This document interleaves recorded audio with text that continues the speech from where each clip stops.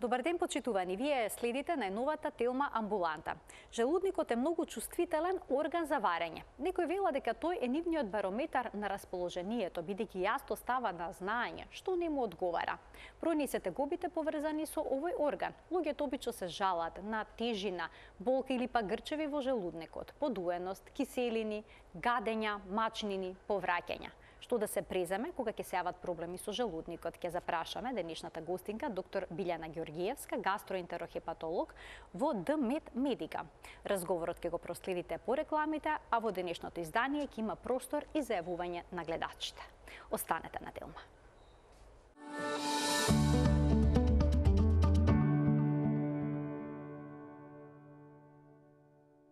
За проблемите со желудникот во денешната Телма амбуланта разговараме со доктор Билјана Ѓоргиевска, гастроентерохепатолог од ДМЕД Медика. Докторке, добре ни дојдовте во студиото на Телма и добар ден. Добар ден, ви благодарам на поканата. Се што ќе внесеме преку уста завршува во желудникот. Па дали желудникот има способност да свари се што ќе внесеме во него? Така, варењето на храната, односно дигестијата, представува сложен физиолошки процес, кој што има за задача да ги разгради сложените материи кои што ги внесуваме со храната, како јагле-хидратите, протеините и мастите, до попрости соединенија. Самото варење почнува од кога ќе влезе храната во устата, каде што настанува механичка и хемиска обработка на храната, која што потоа под дејство на плунката, значи и ситнета, убаво навлажната, значи тоа е физичката обработка на храната, заедно со хемиската, каде што се лачат ензими, се формира залак, односно болус, кој што се голта преку голтникот и потоа преку хранопроводот доаѓа до желудникот. Значи, желудникот е исто многу важен орган за дигестија, кој што е сместен помеѓу хранопроводот и 12-палачното црево, и тој представува резервар на храна. Битен е затоа што храната кај него може да остане од 4 до 10 часа, а тука настануваат и бројни исто така хемиски значи процеси. Богат е со клетки, односно жлезди, кои што продуцираат муцин, другите жлезди продуцираат хлороводородна киселина и третите продуцираат значи пепсин. Така да сите тие заедно го ја формираат заштитната, значи формираат заштитна бариера на желудникот, а се формира и желудичниот сок, кој што е богат со вода, минерали и хлороводородна киселина, кои што се многу битни за понатамошна разградба на храната, за да може така разградено на попрости материи да се пренесе до тенкото црево и понатаму да продолжи процесот на варење, а со тоа хранливите материи потоа да се искористат преку крвта и лимфата, да се транспортираат таму каде што треба. Може ли да се каже дека улогата на желудникот воопшто не е лесна, туку е тешка со оглед на тоа дека се треба да разложи до попрости, како што споменавте, хранливи така, компоненти? се треба да разложи за да може понатаму да продолжи храната преку тенкото црево. Докторке, стручните лица советуваат храната добро да се изџвака, да се соџвака пред да се голтне. Така. Зошто е тоа толку важно? Еве, ако јадеме на брзина, што се вели од нога, и не ја џвакаме доволно храната, голтаме недоволно соџвакани парчиња храна, ќе си создадеме или некаков проблем? Да. Како што кажав, најбитно е ситнењето на храната, за да може убаво да се изџвака и да се голтне, така и ситнета. И сега проблемот на брзото време е што дел од нас јадат брзо, таа храна не е доволно разградена, не е доволно ензими, значи примила уште во устата, така да тие кои што јадат брзо имаат проблеми со подуеност, тешко им се вари храната и полого им се задржува во желудникот. За разлика од оние кои што тежина, така, за разлика од оние кои што се џвакаат убаво подолго време, но сепак џвакањето ќе зависи од возраста на пациентот и од нивните заби, дали имаат природни вештачки заби, за да може тој процес да биде како што треба. Значи, храната добро да се соџвака, не постојат некои универзални правила, предпоставам, за како тоа да се соџвака храната. Не треба, нема правила. Бидејќи можеме да прочитаме колку пати да се џвака залакот. Обично пишува 32 пати да се џвака. ретко кој тоа го прави, Така. ама сепак има луѓе кои што си јадат поспоро и си ја сочвакуваат храната. Значи, поспорото конзумирање на храната е поздраво и кога станува збор за здравјето на желудникот. Да. Бројни се тегобите кои што се поврзани со желудникот, луѓето најчесто се жалат на тежина во желудник, грчеви, болки, киселини, веќе споменавте подуеност. И речи си секој втор човек од современото општество вели дека има гастритис. Така. Навистина е толку чест Да. овој проблем и што Да. е тоа гастритис? Многу е чест проблемот. Гастритот означува воспаление на легавицата на желудникот, кој што може да биде предизвикан од многу етиолошки фактори, многу причини се тука и може да има различен тек, може да има акутен и хроничен тек, а при тоа кај секој тип на гастрит имаме различен патохистолошки наод, кој што се добива значи со биопсија при ендоскопијата.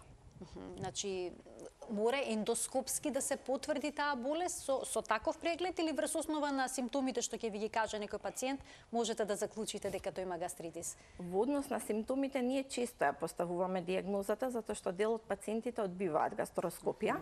Да голод на црево што велат, така? Така, да. Но најдобро е да се направи гастроскопија со биопсија и да се добие тој патохистолошки наод, затоа што и самата диагноза гастрит всушност означува тој патохистолошки наод, односно воспаление на легавицата. Ние при гастроскопија ќе го видиме тоа, но потребно е да се потврди диагнозата. Претпоставам дека во одреден број на случаи можете и да ја утврдите причината за гастритисот? Да.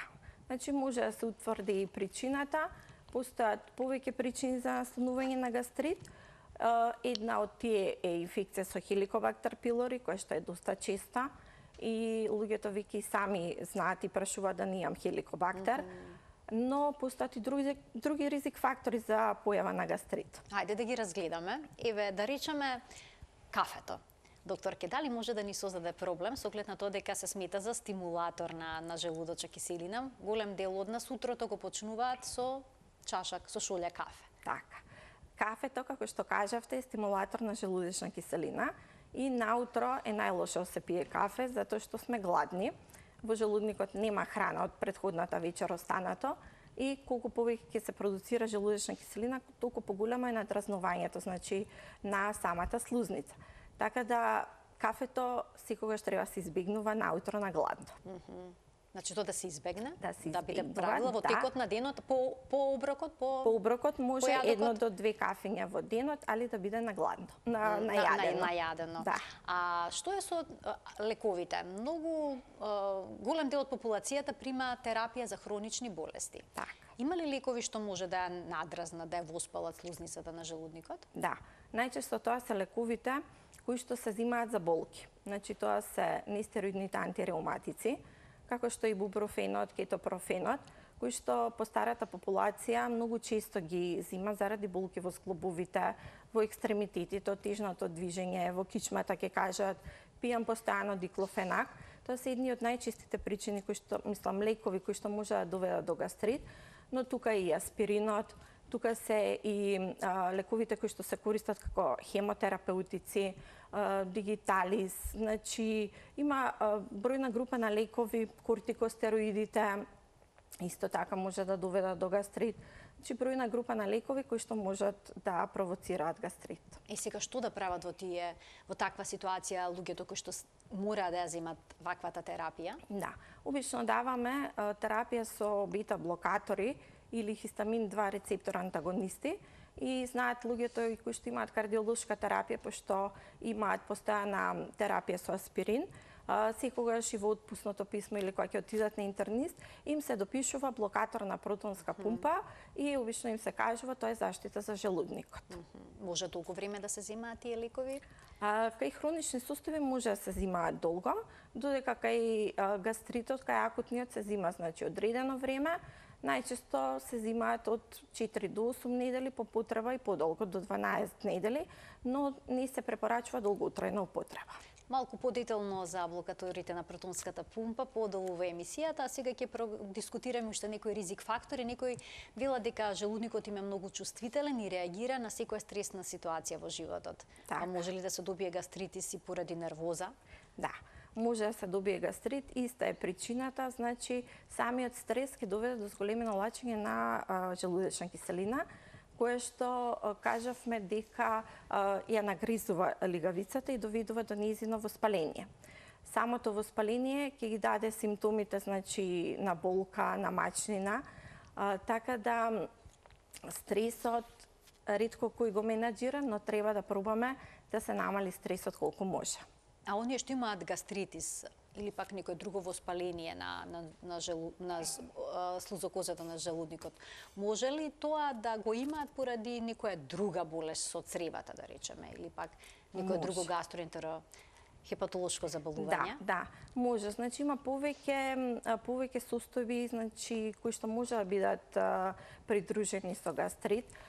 Тука може да имаме лимфоцита, значи тоа се тие наречени специфични типови на гастрит, како лимфоцитниот гастрит, кој што се јавува кај целијакија. Потоа имаме грануломатозен гастрит, кој што се јавува кај кронова болест, саркоидоза, кај туберкулоза може да се јави. Може да имаме пострадиационен гастрит, кој што се јавува после радиациона терапија кај луѓе кои што имаат малигно заболување. Може да се јави кај инфективни заболувања. Значи да биде предизвикано од инфекции со бактерии, вируси, габи, протозои. Значи постојат повеќе состојби кои што може да бидат придружени со гастрит. А дали храната, начинот на исхрана може да доведе до гастритис? Да. Сите ние сме научени да не внимаваме на храната. Обожаваме пржена храна. Значи тоа е една од ризик факторите за појава на гастрит. Потоа храна богата со јаглени хидрати, храна богата со месо и месни производи. Потоа тука може да биде лутата, зачинета храна. Доста често се жалат после јадење на луто пациентите дека имаат проблеми со желудникот.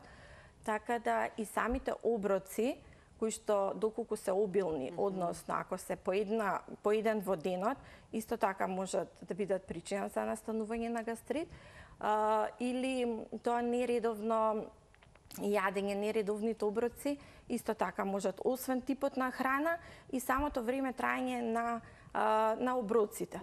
Јас често кога ги прашувам пациентите како јадете, па еднашка немаме време. Значи се препорачува да се јадат повеќе пати во денот, по помалку, значи помали оброци и да бидат на некои одредени временски интервали.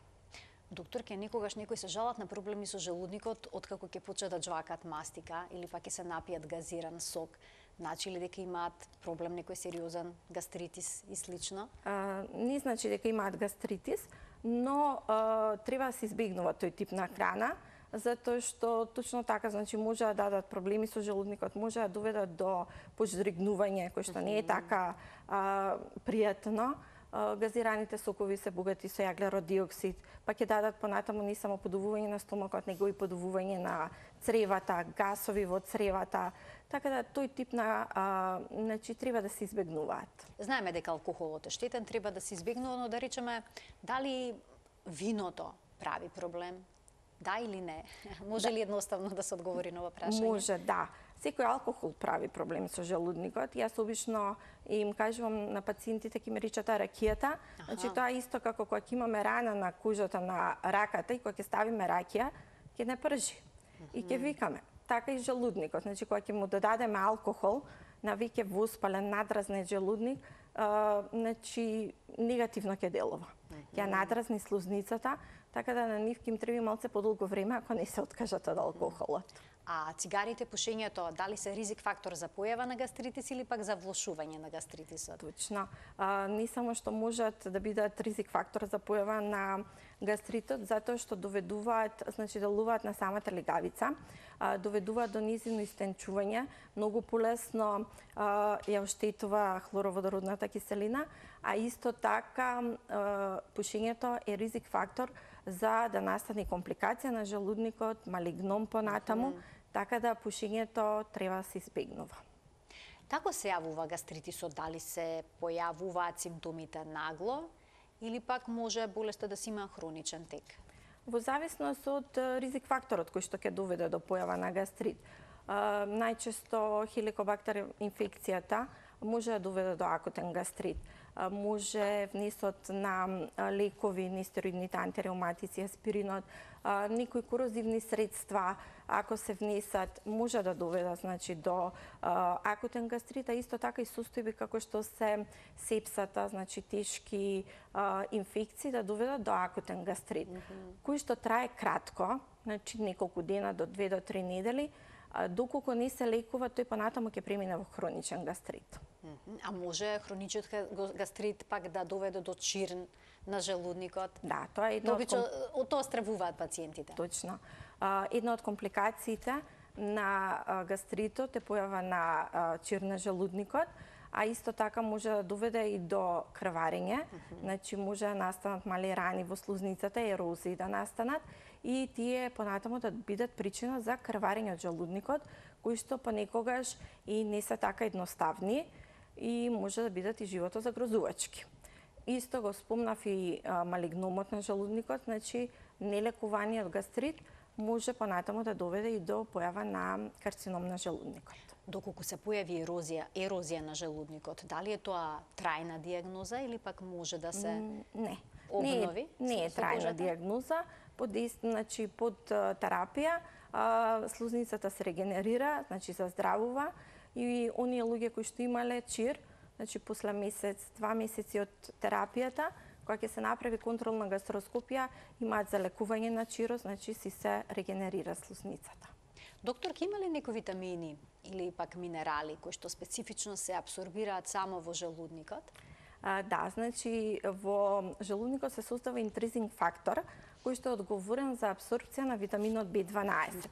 Така да оние луѓе кои што имаат долготрајен хроничен гастрит може да доведе да настане атрофичен гастрит, тогаш тие луѓе ќе имаат недостаток на витамин B12, што ќе води до појава на пернициозна анемија, а кај дел од пациентите, значи, може да настане недостиг со железото, кој што најчесто се ресорбира во почетниот дел на тенкото црево, но сепак ако е неправилна исхраната и недоволна ако имаат ерози, значи може да има и тие крвозагуби, па исто така да доведе и до намалување на нивото на железо.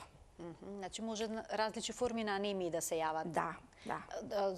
Железодефицитарна и она со пернициозна анемија поради кога недостасува B12, па што се презема во тие моменти кога не може желудникот да абсорбира доволно витамин B12, има начин за негова абсорбција? Други патишта? Вака, витаминот B12 се внесува понатаму преку мускулен пат, значи преку ампуларна терапија. Тие пациенти во почетокот се воведуваат, значи еднаш неделно, па еднаш месечно, за понатаму да си примаат цел живот субституција со витамин B12, доколку се работи за атрофичен гастрит, кога дел од жлездите немаат функција да продуцираат интризинг фактор. Специфични ли се симптомите на гастритисот? Гастритисот обично оди со болка во лажичката, значи епигастрична болка. Тоа е тука некаде? Тоа е на средината, така, значи. На средина, добро. Понатаму имаат нагони за гадење, повраќање, подувување на стомакот, чувство на исполнетост на стомакот, дека се прејадени, дека недоволно им се вари храната, ние тоа го викаме диспепсија. Значи, диспепсија, значи и меѓу другото чувство на киселини? Не исто? Не. Киселините може да се јават обично кај пациенти кои што се обезни, кои што имаат лискачки тип на кила на желудникот и оние луѓе кои што се прејадуваат.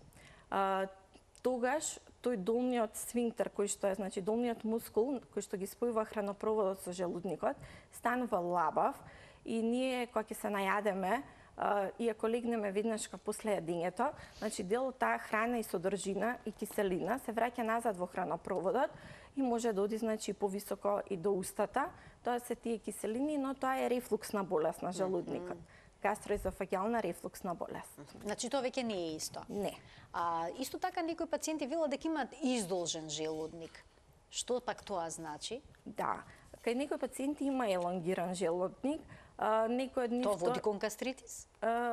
Па не би требало, обично тие пациенти значи може да имаат проблеми со варењето на храната. Така да јас препорачувам после јадењето да бидат во една исправена положба, барем половина час, за да може убаво да се свари храната, да си дојде во желудникот и да се свари. Да не легнуваат веднашка после јадење. Докторка, некогаш се толку изразени симптомите, непријатностите што ги предизвикува желудникот, што некои луѓе имаат чувство дека добиле инфаркт и знаат да појдат на кардиологија, и потоа да им рече дека треба да се направи испитување на желудникот. Па како се разликува болка од инфаркт и болка која што ја предизвикува желудникот? Така. Градната болка е на исто место, значи зад градната коска, која што може да биде и од желудникот и од срцето. Сега со срцето, значи, потребно да се направи ИКГ за да се исклучи дали е таа градна болка. Значи, од срцето, обично може да се пропагира и према позади во грбот, започнува исто, значи во ложичката и се шири нагоре. Прво, бидејќи таа болка, градна болка кај срцето е живото, загрозувачка, треба да се исклучи. Значи, најдепред да се исклучи срцето како причина. Да, добра. ако кажеме дека на ИКГ нема знаци, тропонините ни се негативни, тогаш одиме на испитување на желудникот. Чести се пациентите со ваков тип на симптоми? Чисти се, да. Самите пациенти не може да ги разликуваат симптомите. Болката може да биде доста силна и таму, така да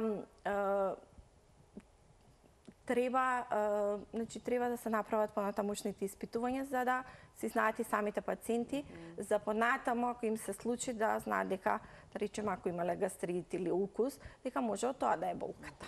И да бидат смирени, да не паничат? Така. Затоа што тоа пак ќе биде стрес и пак има зголеме долачење на желудечна киселина. Така. Ќе ги вклучиме гледачите, докторки, од овој момент емисијата е контактна и почитувани ќе можете да се вклучите со ваши прашања во денешната телма амбуланта. Ние сега продолжуваме понатаму со начинот на диагностика. Ви ќе споменавте дека златен стандард е всушност гастроскопијата. Како се изведува тој преглед? Гастроскопијата е преглед со гастроскоп. Значи, тоа е долга цевка која што се поврзува на апарат, која што има камера. Најпросто на пациентите им викаме ете така да гултнат црево со камера, затоа што ултразвукот на абдоменот не ни е метода на избор за диагноза на проблеми со желудникот. Гастроскопијата, значи, освен што ќе се види и хранопроводот и желудникот и 12-полачното црево, обично викаме може значи да се види целиот желудник и доколку има промени да знаеме од што се тие болки. И може да се земе биопсија за да може да се диагностицира промена. Значи се зема парче од ткивото на желудникот, точно, слузокожата? Да, се зема парче од лигавицата и се прави се упатува на патохистолошка анализа. Тоа не е болно. Самата гастроскопија како метода не е болно. Но е многу непријатна. Обично кажуваме дека малце е непријатна затоа што имате чувство дека ви стои нешто во грлото, но цревото оди таму каде што оди храната. Значи проблемот е најчесто во горниот дел кога треба да се голтне цревото и луѓето имаат чувство тука дека почнуваат да се гушат, но тоа е секунда затоа што понатаму се оди храната исто како залак на храна кој што се продолжува по патот. И опично колку време трае прегледот? Прегледот е кратко траен, 3-5 минути. Ако има некој, да речеме, некој проблем, па малце подолго, али е краток. Се издржува, не е ништо проблематично, но самите пациенти треба да бидат психички спремни дека тоа не боли и дека нема да имаат никакви проблеми со дишењето. Значи може слободно да се направи без анестезија, бидејќи некој велат јас морам да спијам кога се изведува овој преглед. Да, прегледот е краткотраен, така да има доста обично постарите луѓе се поиздржливи, додека младите малце повеќе паничиме, така да не е болно. Непријатно е точно. Пред да продолжиме понатаму со прегледите кои што се потребни при дијагностицирањето на болеста која што ги предизвикува желудочите тегоби, ќе ги вклучиме гледачите. Добар ден за првиот одбив. Ало. Добар ден, во програма сте, повелете. Добар ден. Добар ден. Поздрав до студиото. Ви благодарам. Докторке, ја имам проблем еве 2-3 недели со внесување на храната во желудникот преку грлото. Ја осетам малце срцето почне малку посилно да бие. и осетам свест ми се врте, дури на очите ми се стемнува. Тоест ви се случува само при јадење? Немам ништо болка, ни гадење. Еве сега ја бев на ушни, ушниот ме прегледа и вика имаш мала, вика парализа на десните жици. И вика мора да снимиш компјутерска томографија белите дробови. Тоа сега завршив, тоа е добро, немаше никакви проблеми. Сега вика мора да одиш на гастро. Бев на гастро, направив ендоскопски наот. И имаш вика мала зголемен желудечен сок, вика. И викам, докторе, па и ми препише некои лекови, гастрогар, таму налпаза, меѓутоа подобрување немам. И понатаму чувствувате непријатност при голтањето на храната? Кога годнам храната, па ми се стемнува пред очите, дури нижам. И кога го јадам лебо со вода Така, јасно. Ви благодарам за вклучувањето во програма. Ова е очигледно малку посложен случај. Докторке, ќе можете ли нешто телефонски да дадете како насока? Да, значи пациентот ги направил сите исследувања кои што треба. Проблемот, како што му кажале, најверојатно со самите гласни жици.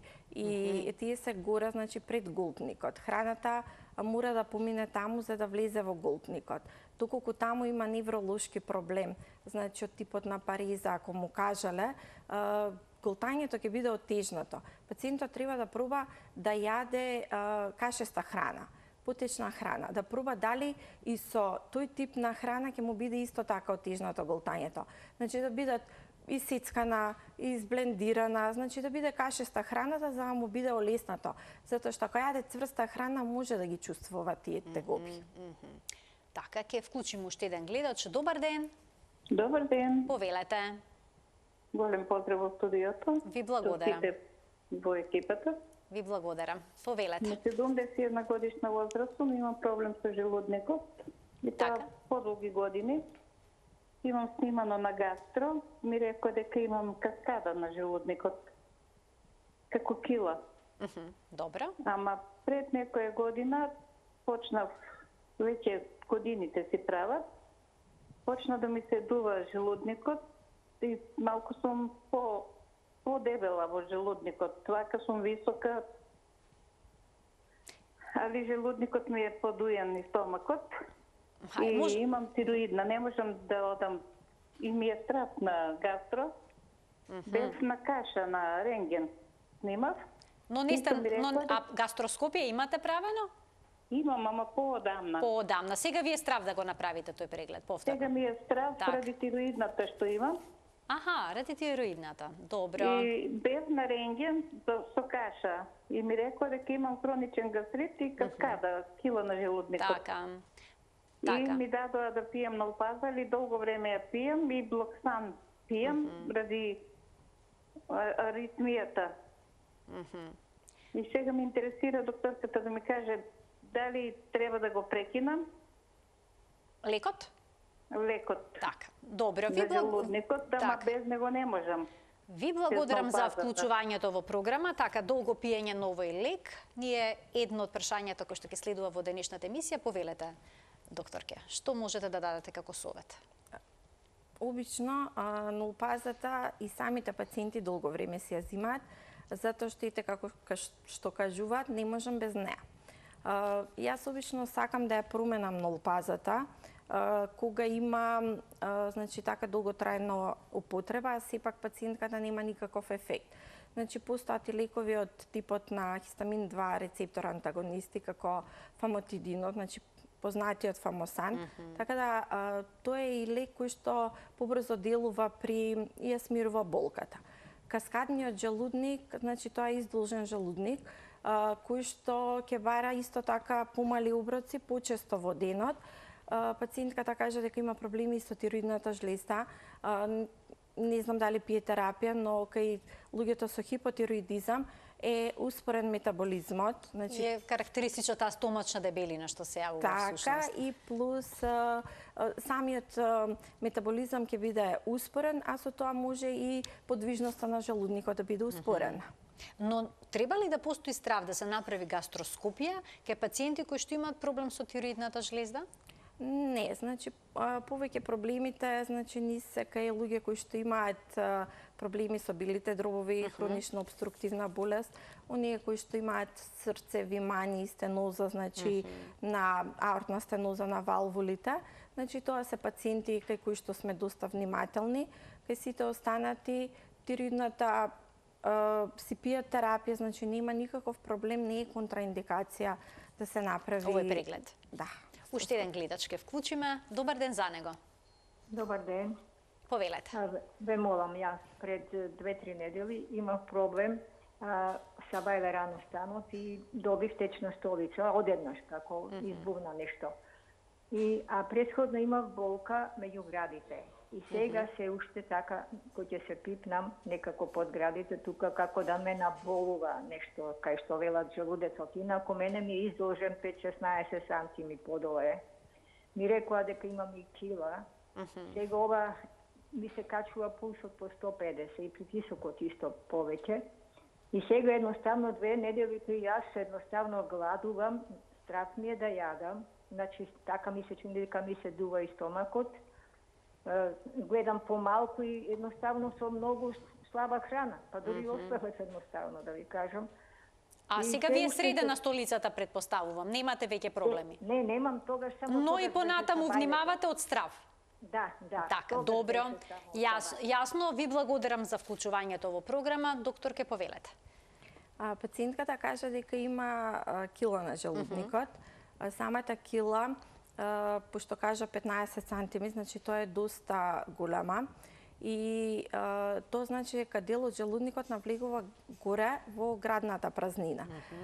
Кога ќе отиде горе, значи притиска и на срцето. Тогаш ги добиваат и пристапи на тахикардија, така да кај пациентката исто препораката да јаде повеќе пати во денот по помалце, да не се преадува и да не легнува после јадење, затоа што со тоа се притиска диафрагмата и оди желудникот нагоре. Во однос на диарејата, тој пролив што го добила, течна столица, значи не е работата да се гладува, значи треба да се јаде. Во почетокот може да јаде чај, двопек, полесна храна, варен ориз, варен компир, за потоа постепено да внесува одреден тип на храна. Може проблемот да било со течната столица и стомачен вирус, да не е само проблемот со желудникот.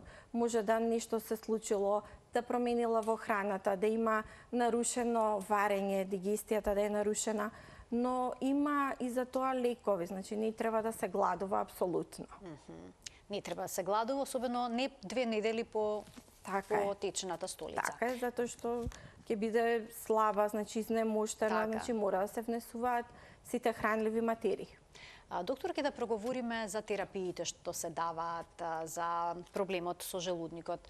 Има апчиња кои што намалуваат киселоста, потоа има блокатори на протонска пумпа, потоа има едни што се лижат. Ти дават побрз ефект. Има и некои што се лекови во кои што содржат ензими за подобро варење на храната. Како се одлучувате во кој лек е најдобар за пациентот? Бидејќи обично оние кои што имаат проблем со желудникот бараат брзи резултати. Дали брз резултат кај нив ќе даде, да речеме, блокатор на протонска пумпа или пак можеби подобро да се земе апче кое што ќе се растопи во устата и ќе го реши проблемот?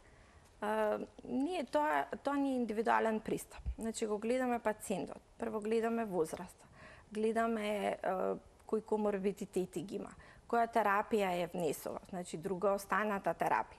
И така се одлучуваме за кој тип на лек ќе го даваме. Обично почнуваме со блокатори на протонска пумпа. Некои кои што имаат акутен гастрит, подобри се тие H2 рецептор антагонистите, зашто многу побрзо ја смируваат болката. Додека оние таблетки што се лижат, тоа се антациди, постојат такви и кесички, значи директ кесички, шампони, така, директно се пијат, ти имаат брз ефект, но краткотраен, затоа што ја намалуваат само киселоста, но немаме, значи не го лекуваме гастритот. Додека првите две групи што ги кажав, делуваат конкретно како терапија за гастрит. Значи, за да може таа легавица да зарасне, односно да се излечи. Колку време треба да се земаат овие лекови кај пациенти кои што имаат гастритис? Во зависност од причината која што довела до гастритот.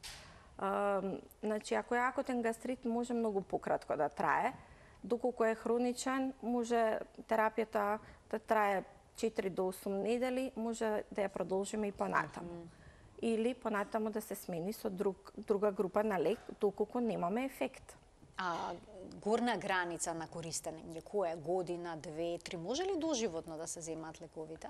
Не ги препорачуваме доживотно да се земаат поради таа можност за намалување и на pH средината на желудникот, намалување и на нивото на желудечна киселина, и тоа што би можело понатаму да доведе и до атрофија на дел од тие шлезди, па понатаму да настанат други проблеми. Значи, не е така наивно нивното земање. Бидејќи некои велат, јас земам лекови за желудник како бомбони, треба да се размислува, да се земе само по потреба. Да. Бидејќи намалувањето на желудечната киселина, така, на киселоста во желудникот, може ли да создаде и простор за развој на инфекции или пак менување на добрите бактерии, на составот на добрите бактерии во цревата? Може, да. Секој лек како лек, значи се има ограничена употреба. Може понатаму да се земаат по потреба или евентуално кога ќе треба да земаат лекови за болка. Значи тогаш може да се земаат, но сепак во консултација со доктор. Пациентите уште од почетокот им беше подобро со протон пумпа инхибиторите и едноставно си викаат јас не можам без тоа, си одат на матичен да си припишат лек и си го пијат како редовна хронична терапија. Јас не сум за долготрајно пиење. Има одредени состојби, значи кај постари лица, каде што имаме тежок рефлуксен, езофагит, гастрит, од повисок степен, кај тие лица, да, може да оди и до животна терапија. Ама кај сите останати, треба прво да почнеме со хигиено-диететскиот режим. Значи да промениме навиките во животот. Како што кажавме, кафе на гладно не, алкохол не, да се јаде повеќе пати во денот по помалце. Свежо овош и зеленчук, да или не? Може и свежо овош и зеленчук, но некои имаат проблем, например, од оние со лушпи, како доматот, краставицата. Значи може да им даваат подоеност во стомакот и киселини. Тоа е индивидуално. Секој пациент различно. Тоа се направи проценка. Така е. Секој пациент различно реагира на одреден тип на храна. Имаме гледач, ке му дадеме предност, па ќе продолжиме со разговорот, онаму каде што запревме, да го слушнеме неговото прашање. Добар ден. Добар ден. Повелете. Се јавуваме на 24-ти, ме повратив обилно и 2 недели. Мислам, имах пролив, 2 дена само повраќав, а имам сега од тогаш, а уште ми се лоши и ме боли желудникот. А имам јас кила на желудникот пред многу години, високо поставен желудник. И сега, од време на време, значи, јас на Савајле, ако не се напијам рамеп таблета, јас денес ништо не можам да каснам. Ни леп, ни вода, ни јаболко, ни круша, ни ловеница. Апсолутно никакво овошје. А за јадење, мислам, 2 лепки, да речем 10 залази, црно лепче, со малце, после измеѓу овошје, ручеко, папа овошје, кафе не пием општо 13 години. Си имам снимено 3 пати гастроскопија. Пред многу години, еднаш пред 18 и сега пред година и пол се снимав охрите и ми рекоа имаш кило. И порано ми го веле тоа и докторот ми рече матично од килото операција нема, само лекој и ќе гледаш по намалце да јадиш, да се исправаш, како што кажавте предходно, а мајде сега се премалце динче касно, колку касно 150 грама.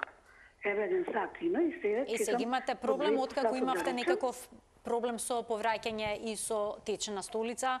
Ви благодарам за вклучувањето во програма. Што можете да советувате во овој случај, докторке? Проблемот со повраќањето и со течната столица не е секогаш желудникот. Така. Значи, треба да се направат понатамошни испитувања.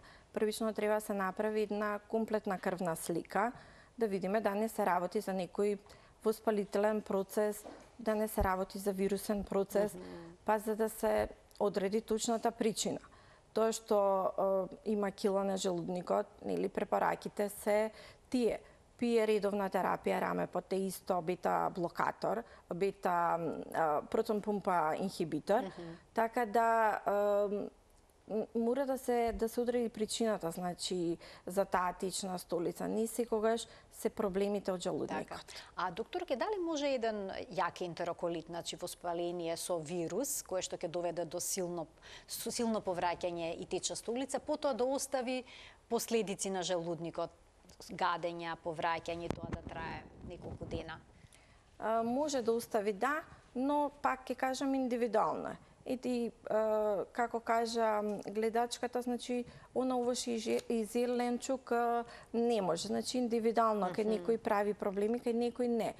Ама, значи, ентероколитот е конкретно воспаление на цревата.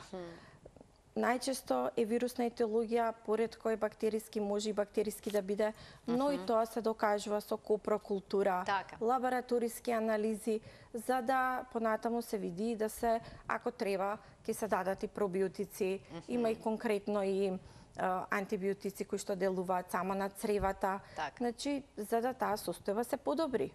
Имам уште еден гледач. Добар ден. Добар ден за следниот гледач во денешната Телма амбуланта. Дали се слушаме? Јас ќе го замолам да го намали тонот на телевизорот, доколку сака успешно да комуницираме. Не, ќе продолжиме ние понатаму, бидејќи имаме многу малку време, а гледачот нека се јави повторно. Продолжуваме понатаму, докторке, доколку се најде хеликобактер, при испитувањата, предпоставам дека тука е неопходна антибиотска терапија за негова елиминација на бактеријата. Да. Ние за хеликобактер се водиме по одредени правила, насоки. Значи, тоа се мастрик препораките кои што ги следиме. И тие препораки се секој пациент кој што има тегоби треба да се тестира и доколку се најде хеликобактер треба да се третира. Значи, тестирај и третирај се правилата за хеликобактер.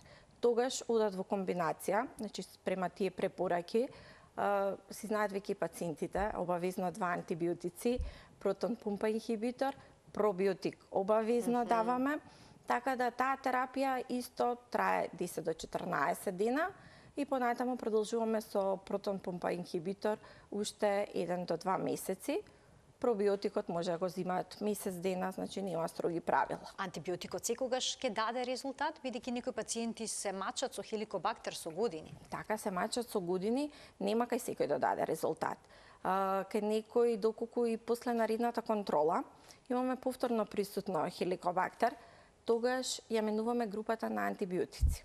Значи, пробуваме со друга група на антибиотици, уште една терапија. Ако имаме ефект, добро. Кај некои пациенти едноставно не може да се намали вредноста на хеликобактер и си остануваат со таа висока вредност да се живеат. А може ли да се случи да се елиминира бактеријата, а и понатаму да се присутни симптомите кои што го мачеле пациентот и пред да ја земе антибиотската терапија? Може да има присутни симптоми, ама тоа пак е во склоп доколку грешиме нешто со јадењето или со пиењето. Значи, со начинот на исхрана. Неопходна е модификација во начинот на исхрана кога се зема ваков тип на терапија? Не може исхраната значи да си остане иста, само да се зема терапија? Кога се зема терапијата, се јаде најнормално се. Но понатаму, значи пациентите нели треба да избегнуваат лута зачинета храна, значи таа што е богата со јаглехидрати, масната исхрана, пржената исхрана, треба да се избегнува. Сега, доколку тоа грашок, леќе, боранија, сето тоа што кај повеќето создава тегоби? Тоа обично го препорачуваме, значи може да се јаде. Пациентите ќе имаат малце подуеност на стомакот после тој тип на храна, ама тоа е краткотрајно. Значи да не се избегнува целулозната храна по секоја цена, така? Не. Само зачинета храна, по можност да се избегнува и пржена. Некои луѓе проблемот со желудникот се обидуваат да си го решат со мала лажичка сода бикарбона. Советувате ли да се практикува нешто такво или не? Сода бикарбоната, мала лажичка, тоа не знаеме ни колку внесуваме, ни која доза внесуваме. Таа е ефикасен антацид, значи ја намалува количината на желудечна киселина и намалува pH, значи ја регулира pH на желудечната киселина, делува краткотрајно, но доколку има потреба да се земе, тогаш е најдобро пуштаат таблетки со сода бикарбона, кои што се точно дозирани, фармацевски, значи испитани, и кога треба барем да биде нешто испитано, затоа што вака со една лажичка не знаеме ни колку внесуваме, така да дозата треба да биде, значи, точно ограничена. Значи не забранувате во овој случај? Има луѓе кои што се навикнати на сода бикарбона. Постарите секогаш викаат ќе си земам лажичка сода бикарбона. Краткотраен е ефектот. Значи тоа не го користиме за лекување на гастрит. Јасно. Моментално за смирување на тегобите. Некои се обидуваат на природен начин да си го решат проблемот, па пијат разни чаеви, како што е чајот кантарион и слично. Што говори вашето искуство? Има некои пациенти кои што тоа дало позитивни резултати? Чаевите постојат одамна, значи народната медицина не можеме да ја негираме. Денешната современа медицина се базира нели на народната медицина. Нашите баби, дидовци од секогаш пиеле чаеви. Тие тогаш не знаеле за инхибитори на протонска пумпа, па немале такви тегоби. Може и самиот сега начин на живот, стресот, брзиот тек на живот има ефект.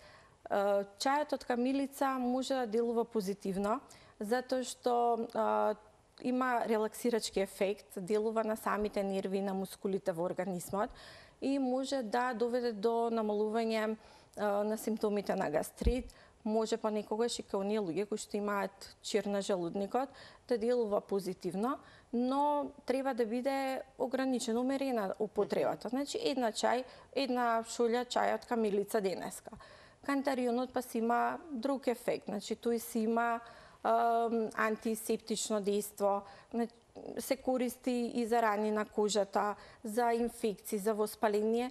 Исто така, јас не сум против чаевите, но употребата да биде умерена. Значи се што е умерено е добро, да не се претерува.